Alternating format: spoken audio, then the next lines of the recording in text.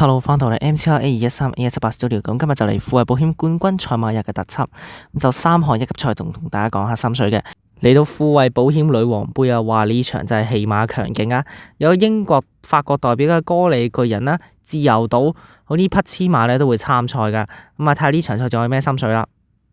首先就講隻2023年度黐馬3冠嘅自由島啦，咁佢喺上場嘅浪琴香港杯咧就以大約1個馬位嘅距離咧就輸俾浪漫勇士嘅。咁當然啦，健琴高就咧今場都會跑女王杯嘅。咁啊，自由島呢匹5歲黐馬，其實我好發現個明顯佢退步咗咯。2024年嘅秋季天皇賞咧就大敗而回咯，跟住過到嚟香港跑亦都會輸俾浪漫勇士。咁我都希望今場賽事可以跑得更加好，因為哥里巨人都會跑啊。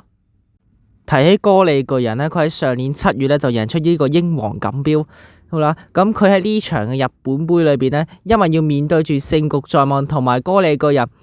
嘅陌生場地東京競馬場咧，佢有可能都係未熟悉到啦，咁所以咧哥里巨人第一次跑呢個東京競馬場，呢個實力咧都唔係都可以話幾好，可以咁講實力係有限嘅。咁佢喺呢場賽事就攞個第6名，咁希望咧佢嚟沙田馬場都希望唔好遇到啲陌生嘅賽場啊。下一隻我要講嘅馬咧就係先見啊，呢匹上屆亞軍嘅先見，而呢就中段咧就發過嚟嘅，咁但係咧因為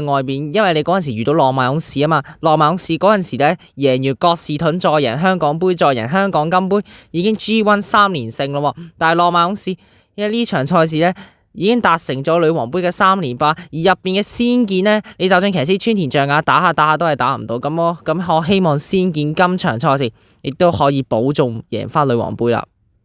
最後一隻不得不提就係香港打比得主八賀飛駒啦，咁呢隻馬亦都喺玫瑰江堅尼咧就跑過個季軍嘅。咁呢隻八賀飛駒就喺今屆打比大賽喺入邊內欄捐上嚟，但係中間仲有隻莫雷拉嘅包裝福星啦，外邊姍姍來遲就係嗰隻竹園啊，喺最後8嶺啊，八賀飛駒以頂住嘅情況下，頂住包裝福星同埋竹園嘅衝刺，結果八賀飛駒就入邊位置啱啱定到贏出打比，咁希望佢可以好似浪漫勇士咁樣贏埋女王杯啦。